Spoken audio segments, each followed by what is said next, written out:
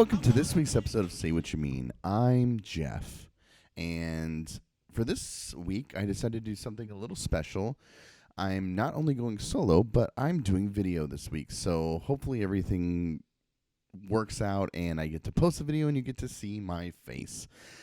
I'm solo today because Jake had a baby yesterday. And I talked to him a little bit today. It sounds like everyone's doing fine. Baby's doing fine. Kylie's doing fine. And Jake's doing fine. So pretty exciting. Pretty stoked. Yeah. So you guys are just stuck with me today. But I think I've got some fun things planned for a little bit. I don't know how long I'm going to go tonight because I've got a busy weekend. And I'll dive into that a little bit.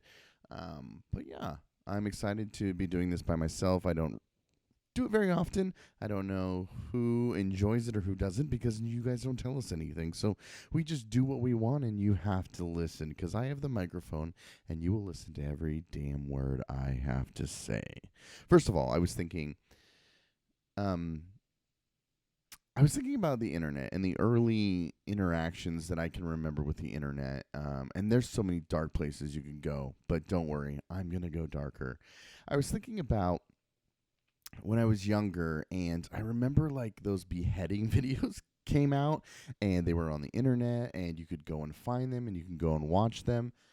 And I remember initially as a kid just being like, I am not interested. I do not want to see that. That is gnarly. And as a kid, I mean, I was 15 maybe in high school.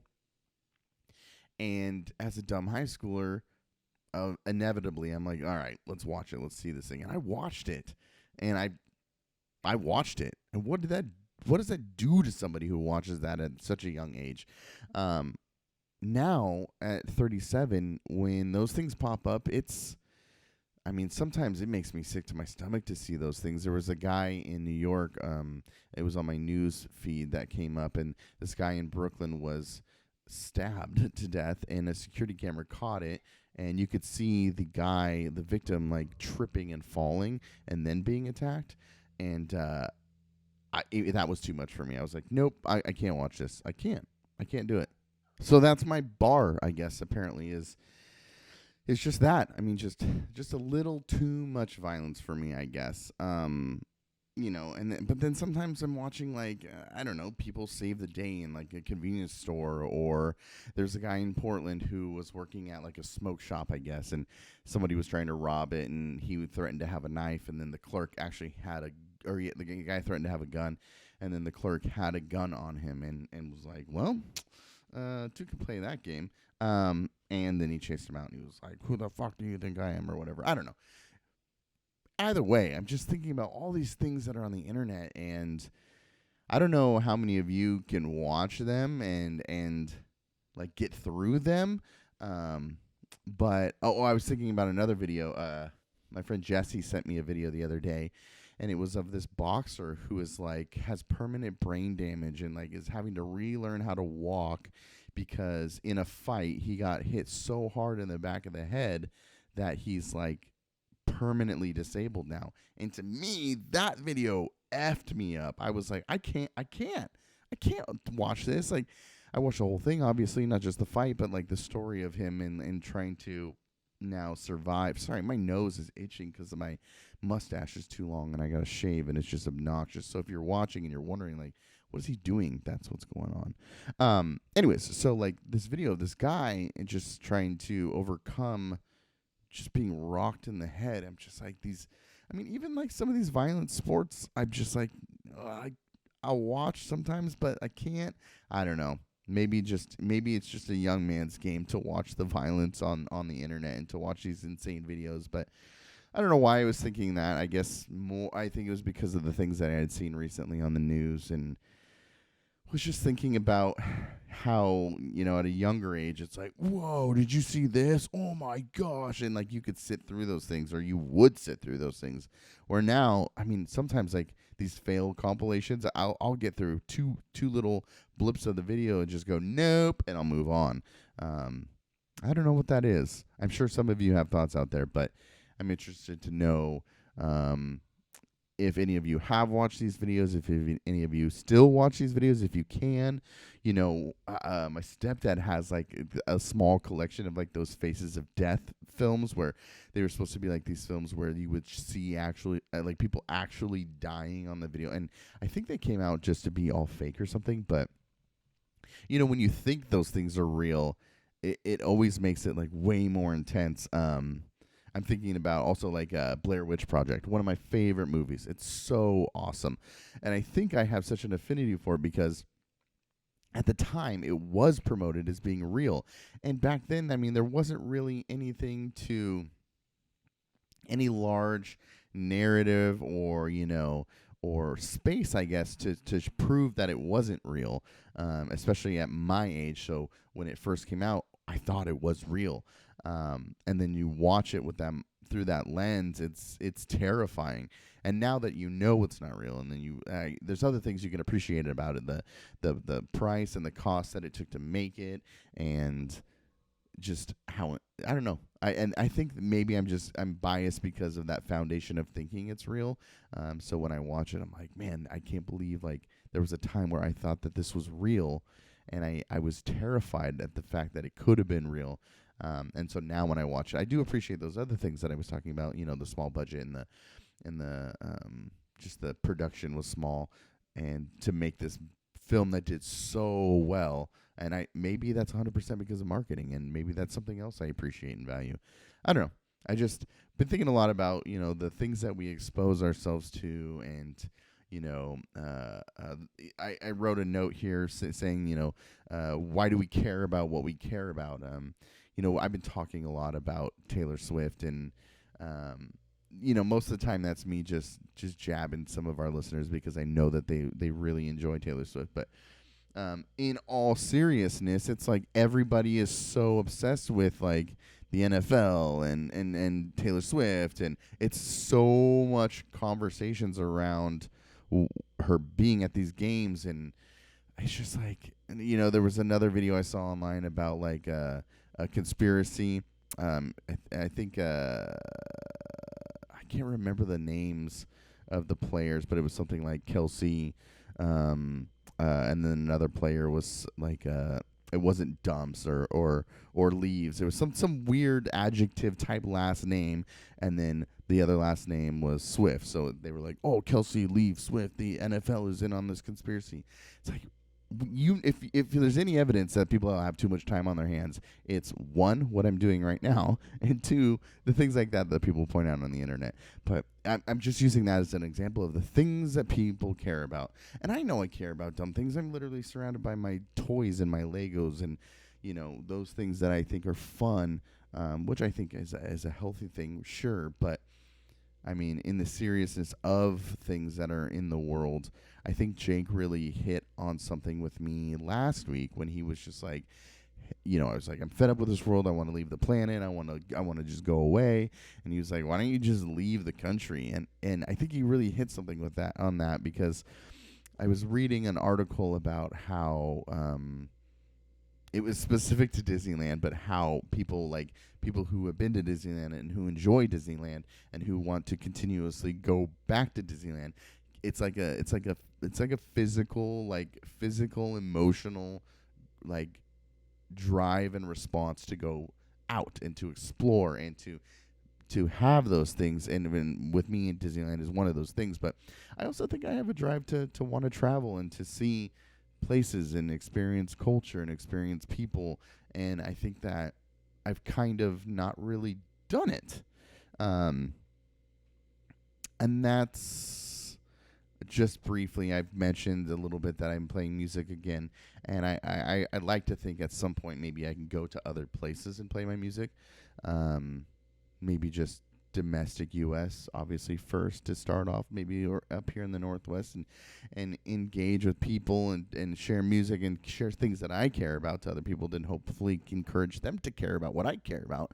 But I think there is something to like wanting to leave and wanting to explore more and engage with people more and see new places and experience life, I guess, in a different way than I have And I don't know what's holding me back other than me and just not doing it.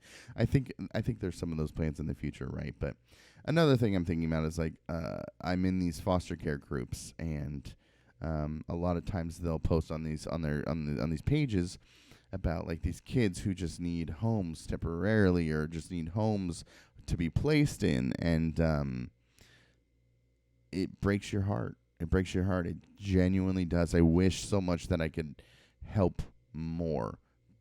I'm a little overwhelmed right now with everything else going on, to be honest, but I think in the future there will be room to help more, and I'm encouraged to help more, but I just think about the nonsense that is the internet and the things that people care on the internet, about on the internet, and even the things that I care about, and I just wish more people cared about one another, I guess. And that sounds corny as hell to say out loud, but I genuinely mean it, and it's different, I think, with kids. Being a foster parent and seeing the circumstances that these kids are in, sometimes it I don't know, it's hard. It's really hard. But I wouldn't trade it for the world. I love it. I love having the little guy in our home. I love being able to support him and help him grow and help him learn regulation and learn co-regulation and learn growth, and just watching him develop his little brain. So it's worth it. It's worth it. I mean, if you have the time and space to do it, do it. And if you don't have the time and space to do it, try it. Maybe you do. Even if it's just for a weekend or something, get licensed for a respite or something. I think it would be incredible if everyone did. But there's a need out there, and I'm not trying to sound preachy or like I'm, any better or anything. I don't want to come off that way at all. So I apologize if this is, but I don't know. It's rad, and I think that children are different. It's easy to write off adults, and it's easy to write off drug addicts on the street because we see people do it all the time. But with children, it's different. They don't really ask to be put in these situations. I don't know. Too deep. Getting way too deep on this. Anyways, so more on just briefly, I'm developing the music stuff, and I can't wait to have a full announcement eventually and share with everyone who I haven't shared with kind of what's going on and some of the stuff that we're doing. But it's been taking up a lot of time. Anyway, so I didn't Ask Me Anything today on Instagram. And I got some questions. Not as many as I'd like because I was hoping for some material to use today. So I'll start off with one of the questions. So the first question today is, am I ready to marry off my favorite couple? Now, how do I answer that? Am I ready? I think I'm ready. I think as we get closer, I'm ready. The wedding is on Saturday, and yours truly is officiating it. And I've been practicing the script, and I took a skeleton of one, used a lot of the skeleton because it was really good. Met with Clay and Taryn. That's who's getting married, my brother-in-law Clay, and his fiancée Taryn, who's been on the show and is a big Taylor Swift fan.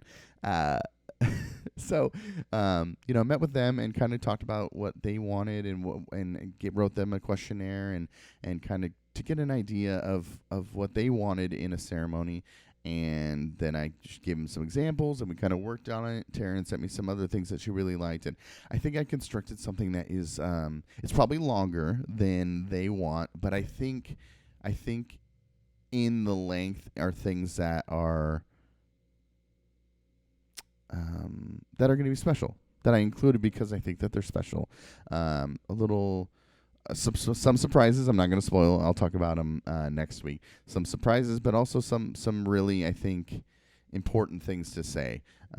And so I'm not quite ready to have you to marry my favorite couple off, but I am excited. I think the more that I kind of go over the script and the more that I talk about what this weekend looks like, or what I think this weekend's going to look like, I get more excited and I get amped to see you two, Clay and Taryn, get married. A lot of people were like, are you going to roast Clay? And only because we kind of have that relationship where we jab each other. We're like brothers. Like we're gonna, we're gonna pick on each other a little bit. And as much as I would love to, I think that I have a responsibility, and I want the responsibility of making this a special moment. Don't worry, I did throw in a joke or two in there, right? But it's nothing that like is going to distract from the fact that you guys are getting married and committing your life to each other, and that I get to be a part of that and officiate that. I think that's awesome. So I didn't want to take away from. I didn't want anybody to come out of the moment of the two of you getting married. So no roasting, but I'd be lying if I did not say that it took everything in me not to mention Clay being a diabolical genius. And I don't know how many of you out there know this story, but I'll tell it briefly.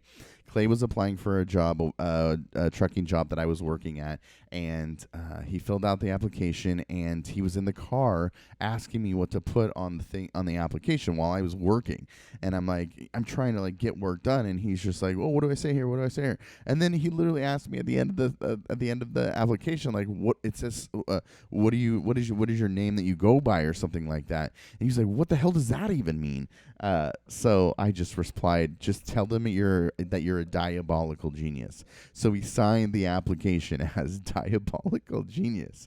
And believe it or not, he didn't get the job that time. He applied later and then did get the job. But so him being a diabolical genius is kind of this running joke, and it's so innocent, but it's so effing hilarious that he said on a job application one day that he was a diabolical genius. So in the responsibility of marrying him and his wife, I wanted so badly to bring up that he was a diabolical genius, but I didn't, and I kept it professional. I want to be a little prideful in this. I want to feel good about the job that I've done, and I want them to feel good about the job that I've done. I want them to feel like they chose the right person, and I want them to feel like that I've represented love and their bond together. So maybe I am ready. I don't know. I'm excited for sure. And the more that I talk about it, even now I feel better about it. I think after going through rehearsals, I'll feel a little more better about it. And I think after seeing the space and kind of knowing how things are going to go, I'll feel better about it. I also feel better about it because I guess it's going to be a pretty intimate ceremony. So the least amount of people, the better. And I'll feel better about it. Not that I don't do public speaking. I don't know. It's people I know, and it's also some people that I don't know. So, I don't know. A little nervous. Water break. But yes, I'm excited for Taryn, and I'm excited for Clay. I'm excited for the family. I'm excited for it to be a whole event and all of us to hang out and celebrate those two doing their thing. Second question. Who would I rather pet? Who would I rather pet? Bo or Tucker?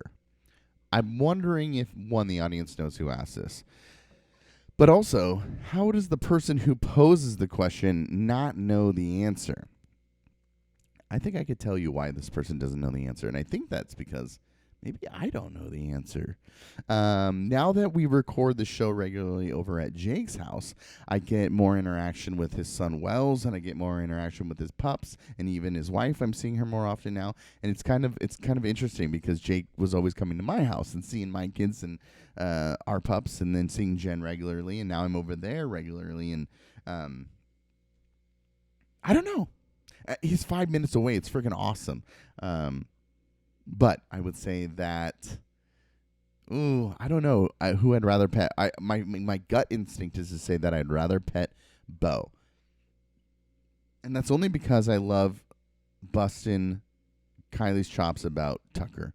But if I'm going thinking about it, I'm going to say I like to pet Bo more than Tucker, but only because, and this is weird because my dog does it, and I think that's why I like it, is because Bo is so verbal about the pets, and like once you start, like you can't stop, and he'll kind of be like, and like nudge you and encourage you to keep going. I think that's funny, and my dog Logan does that all the time, so I think that's why I would prefer to pet Bo. But when I pull up and I see Tucker running around and he's kind of like, hey, who's here? Who's here? Who's here? And he's walking around my car checking it out. Hey, who's that? Who's that? And one day I was doing it and I saw a squirrel running around. I was like, hey, what's up, Tucker? And he's just kind of like, hey, just looking in the window. And I go, oh, there's a squirrel. And he just looks and just bolts for the squirrel. It was so funny. I love those dogs. I don't like big dogs. That's not true, actually. I think now I just love dogs. I adore dogs. But if I'm gonna own a dog, I prefer a small dog. If my friends are gonna own dogs, I don't care what size they are, but I do enjoy those Goldens, and they're good boys. I don't know. I think I just there's something about Bo and what Bo does for Jake, like being his partner in crime on the hikes and stuff, that I appreciate. It's almost like appreciating your friend's best friend. Like, that's a good dude, and he's got your back. So, I don't know. It's corny, but I also, I like that Jake has Bo. Not that he doesn't have Tucker, right? But that's his, like, little homie who goes out and hikes and explores the world with. If you haven't seen Jake's Instagram, check it out. I've been trying to share a lot of the things that he's done. He went on a hike the other day, and the footage from the hike was unreal. Let me just name drop his thing right here. There it is. J.R. _Jochim, Jochim.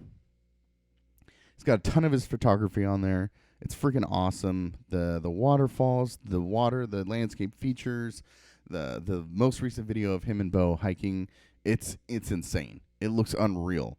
It looks like the things that I should probably go out and explore and see, but I'm just out of shape and lazy. But when he gets me to do it, I never regret it. So, short answer, Bo. Long answer, I love them both. Next question on Ask Me Anything. What is my Mount Rushmore of candy bars? Now, I think this is a fun question. Being August 5th, we're coming up to All Hallows Eve. And so we all got our Halloween costumes. I'm pretty excited. Jen and our foster son are doing Sully and Mike Wazowski from Monsters, Inc. The little guy's really into Monsters, Inc. right now. So Jen found like a full onesie for Sully, so she got that. And then we got him a onesie of Mike Wazowski. And I was like, dude, that's going to be adorable. Well, Cheyenne and I've always been a huge fan of Calvin and Hobbes. I have a Calvin and Hobbes tattoo. I have the complete collection. So since I have the complete collection, I gave, some of my older books to Cheyenne for her to read. And she's kind of been reading through. She was reading through before we moved. And, she's talking about Spaceman Spiff and all these amazing references that I love for Calvin and Hobbes. And I thought, like, for my foster son, he's blonde. He's a little blonde-headed boy. And he kind of reminds me of Calvin, so I got him a stuffed tiger that looks like Hobbes. And I always thought it was so cute that I looked like a little Calvin and Hobbes. And so instead of him being Calvin and Hobbes with someone else, I thought, because he's really into Monsters, Inc., we had the Sully onesie for Jen. Like, it gets Jen to dress up. That's fun. So those two will do that. So instead, Cheyenne and I are going to dress up as Calvin and Hobbes. And she's going to be Calvin. I got her a little blonde wig and a black and red striped shirt like him. She'll wear black shorts. Hopefully the weather permits, like it's not too gnarly. But, yes, I will be dressed up as a tiger. And I got a little tiger onesie that I'm pretty excited about. Sorry, I went to go check. Had I had it in here, I was going to throw it on for everybody in so you could see what it was. But it's going to be fun. I'll post pictures, I'm sure, of Calvin and Hobbes and Sully and Mike Wazowski. But, we've talked about our favorite candy bars in the past, mostly reflective of Halloween. Maybe it just wasn't specific to candy bars, but it was like candy. So I was asked, what are my Mount Rushmore of candy bars? Also, Mount Rushmore, don't even get me started historically on what a disaster that is and how effed up it is. But Mount Rushmore is the term. So what candy spat in the face of indigenous people? Is that the question? My favorite 4 candy bars. Let's see. Did I write these down? I think I did. Okay. I'll go in reverse, in the reverse order that I put them down, assuming that I went, what's it called? Best to worst. I assume that's what I did. Just thinking about looking at it now, that's kind of how I approach it. So I would say number 1, 2, 3, 4. Okay. Number 4, I have Milky Way. I like the caramel. I like caramel candies. I like caramel chocolate. So, what's the other one? Is it caramello or something like that? I don't know. Is it Carmelo Anthony? What am I thinking of? Anyways, those ones are just like straight chocolate or just gooey caramel in chocolate. Those are pretty good. But I like the mixture of that. What is it? A nougat of and chocolate and the caramel for Milky Way is pretty good. I don't really eat candy bars, but I think my number 1 choice, I do like, you'll find me buy them regularly and put them in the freezer.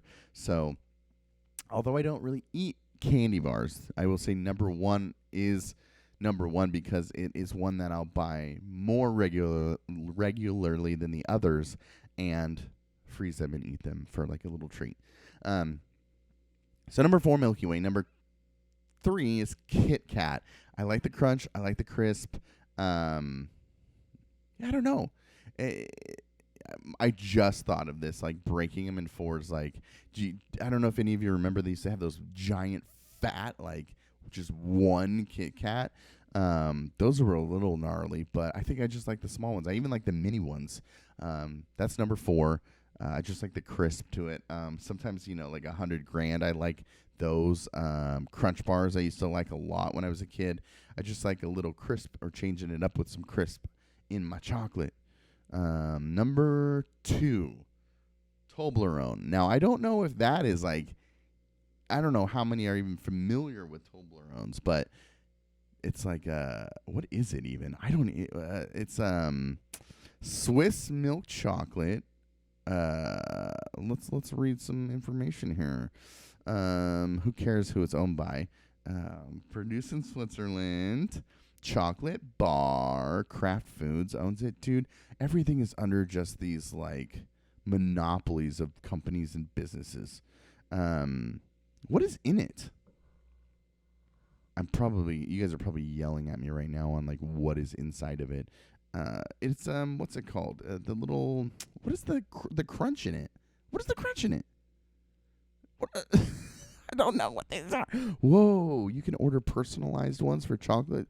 That reminds me, I don't know if I ever told this story, but I ordered my mom a potato. Did I ever tell that story? There's like, I saw it on Shark Tank where you can order your almonds, I guess. Isn't it? Is it almonds? I guess it is. I thought it was more than that. Yeah. Almond nougat. Milk, chocolate, honey, and almond nougat. Okay. I guess I thought it was like a Heath bar. What is that? I don't even know what you would call that. Anyways, I saw on Shark Tank you could buy a potato, and there was a guy pitching the idea to the sharks or whatever, and you customize the tomato or potato with a message on it or with a picture, and I saw that and thought it was so funny. So for my mom's birthday one year, I ordered her a potato, and it had like a message, I love you, and then it came in this gold box with some candies, and it's so weird, but I thought it was so funny. Anyways, Toblerone is number 2. I love it. I had one the other day, actually. That's another one, like, there's something to, like, breaking it off. Oh, are all my candies break off? No, Milky Way is not breaking off a piece of that. But the rest of them are, I guess. Number 1. Now, looking over this list, I thought, oh, my God, am I that old? And, like, as a kid, if I, like, go back in time, that's a fun exercise. What is something that you would go back in time and, like, if you had told your younger self, if 15 years old, let's try, even 10 years old, and you're like, dude, when you're in your 30s or when you're in your 20s, you're going to really enjoy this. And at that age, like, you would look at yourself like you're a psychopath. Like, there's no way I would be into that. I don't know, that'd be funny. But this is one of those things, I guess, is I love just a cold, like, in the freezer, Hershey with almonds, dude. Hershey with almonds is so good. And I can do, like, the minis. I can do just a standard bar, but I really love, like, just taking, like, a king-size bar because they're thicker, freezing that, then going in and just having that last, like, a week. Just going in, breaking off a piece at night, having, like, a little small glass of milk with some almonds and chocolate. Ooh, stupid. But I'm so into it. I don't know why. But I think I go into these, like, little phases of, like, where I'm like, dang, dude, that sounds good. And I just do it. Like, right now I'm eating popsicles like crazy. I got these all-natural, organic popsicles from Costco the other day. And I got them for our foster son, but he's just like, dude, these are gross. And I'm like, well, I like them, so I'm going to eat them. So that always works out. That's kind of, I guess, the cool part of being a parent is if you buy things for your kids and they're not into it and you like it, you get to eat it. So that is my Mount Rushmore of chocolate bars. Last question was, how was this phrase? I want to do it justice and ask it how it was asked. Oh, I'm singing something. What am I singing? Best Hogwarts house. I don't, being called a contrarian all the time. What do you think my answer is? I think my answer is Slytherin because everyone's gut reaction is to be like, Slytherin is bad and Slytherin is not good. But also, any stupid online quiz that I took, even that Hogwarts game that I was playing, guess what house I was placed in? Slytherin. So maybe that's why it's the best, because I would be in it. I wouldn't be because I'm an American, but that's a whole nother debate that triggers Jake. But it's true. We aren't all British by association like Jacob. So I have to be true and honest with the wizarding world. But I think Slytherin, wasn't Harry's, one of Harry's sons placed in Slytherin or was afraid to be? Yeah, that's right. He was afraid to be. And, they talked about one of the greatest professors being from Slytherin. But yeah, I think that was kind of a nice way to end it because it had such a bad rap of that just produces these toxic human beings, pure blood supremacists, if you will. Yeah, I don't know. I think Slytherin, I like the green, and I like the green and black. I thought about dressing our foster son up as Draco, but just because he is so stark blonde, I thought it would be kind of funny. Maybe one day, who knows? But yeah, Slytherin. I like Slytherin. Gotta get down with Slytherin. I like the green and black. And in the game, I don't know how many of you have played it, but there's some historical figures that are mentioned in the books and mentioned in the auxiliary media that are also referenced in the game, which is kind of fun. So, yeah, so I'm in Slytherin, so I get to interact with Slytherin a little more, and so I haven't played it really much at all, but I have it, and I enjoy it, and so Slytherin, I think, is the best. I also don't know shit about Hufflepuff and Ravenclaw, honestly. I really don't. It's like the good and the bad, the polarized sides, and I don't know anything about the middle, but I'm sure there's so many people that identify with those personality traits that house those students. Not me. I would say that I'm probably Slytherin. And I think that makes sense to a lot of people listening. And that's okay, because not all Slytherin are bad. I could be a good one. Yeah. Okay, and I don't know how much time I'm going to spend on here, but one thing I wanted to bring up was today, Blink-182 released another song. It's freaking good. That's what I was humming a little earlier, was just the guitar riff on it, the lead guitar. Jesse asked me like, "Hey, do you like this song? Do you like E?" Is what he said, and it's like, dude, it's hard not to like it because Tom's back, and anything with Mark, Tom, and Travis, it's nostalgic. It's quote a classic. It's the lineup that just has produced the best music. So I don't know. Check it out. And I wish I could see them again. I hope they come back on another tour after the release of this album that comes out at the end of the month. I feel like on the show we've been talking a lot about music. We've been talking a lot about sports, I know. And we've been talking a lot about politics. But I think that music is really, for me, just coming in just full steam again. And I feel just excited about music again. I feel excited because I'm writing it and I'm playing it, but also because, pop punk is having a resurgence right now. It's unreal. So many bands are just like that I listened to when I was like 15 are just blowing back up and going on tour again. And I joke that it's because millennials have enough money to go to those shows again, and they are the Journey and the Styx and the Def Leppard of our generation. So it's like, yeah, we're going to go see those bands again.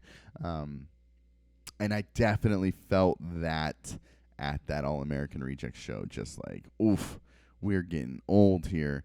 And even seeing those, like I mentioned last week, the older guys on stage, just doing it, rocking it out. I only bring that up also because one of my friends for my birthday got me pop figures. And if you're not watching, I have pop figures of Mark, Tom, and Travis Blink-182 pop figures. It's a set of 3.